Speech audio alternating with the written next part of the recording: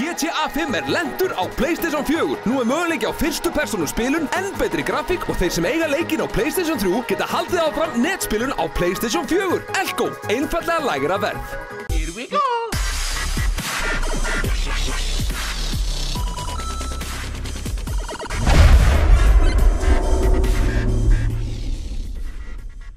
Hingar við konunni í Studio FM 957, ég útvarpsmaður þar og Yngvi Eysteins líka stendur mér hér við hliðina. Hann fekk það verðuga verkefni að spila fútbolmanager og margir spyrja sig af hverju Yngvi Eysteins eitthvað að spila fútbolmanager. Jú, hann meðal annars Íslandsmeistari í Counter-Strike og PC sérfræðingur Game TV og við ætlum að fá hann til þú ert það. Já, ég er það.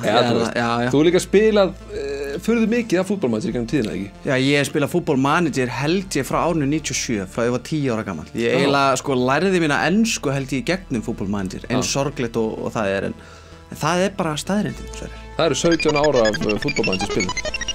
Já, ég er reyndar ekki góður í starffræði, en mér skilst að þú hefur verið góður í skóla, þannig að ég trúi þér. Ég var mjög fínn í því. En hvernig er hann að leggjast í leikurinn? Hann er mjög góður, en hann er líka svolítið pirrandi. Bara ef ég á að vera alveg hreinskilinn. Þeir eru búin að ná að einfalda leikinn svolítið svona spilunarlega og útlitslega og hvernig þú nálgast leikinn. En þeir eru líka búin að flækja hann svolítið. Þeir eru búin að setja svona ákveðna gervigreind í leikinn, þannig að þú þarf til dæmis að tjá þig svolítið við mannskapinn sem þú ert með, leikmannahópinn. Ekki mikið? Jú, eiginlega alltaf mikið, sko. Og þannig málið vegst að ég er til dæmis með 1 save með Manchester United. Já. Og ég er búinn að vera rekinn hvorki... Jú, ég er búinn að rekinn 8 sinnum. Í sama seifi? Og alltaf byrja ég aftur og ætla að reyna að ná svona kontról á mannskapnum. Búinn að prófa að vera strángur, ég er búinn að prófa að sleikja raskatinn.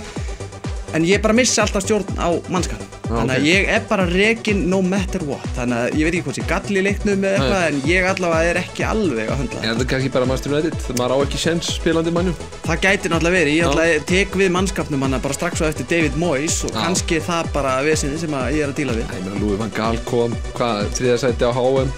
Já, þetta er bara, þú veist, ég veit ekki hvað ég að segja.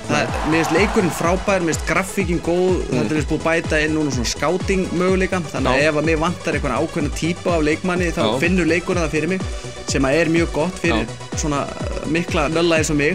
En mér finnst þetta með gervigreindina og þurfa að vera að sleikja raskutinn og leikmönnum, það finnst mér svolítið betra. Þetta er ómikið að því? Já, eina sem ég get sett út á er þetta, akkúrat þetta. En klassik, hefur eitthvað prófað að fara yfir í klassikspiluna? Það sem hann er einfaldaður? Já, þá finnst mér að kannski vera hann aðeins of einfald. Það er raun og veru, sko, mér vantar einhvern svona milliveg hérna millum, en þess að mér finnst fínt að þurfa aðeins að brjóta heilan yfir þessu, en hitt er líka aðeins svo mikið. Svona, ég væri til að búa til mitt eigið version, þar sem ég myndi taka aðeins úr full og aðeins úr klassik. Já, það er þitt kalda mat? Mitt kalda mat, já. Já, myndirðu, hvað ef þú ættir að gefa leiknum einn laufléttan dóm?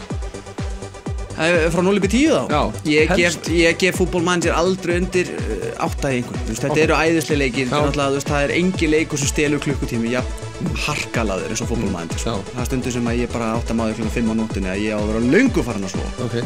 Þannig að fútbolmanager, ég gef honum 8, þeir mættu laga þetta, kannski þarf ég að læra þetta betur, en leikurinn er góður. Leikurinn er góður? Já. Myndirðu mæla með honum?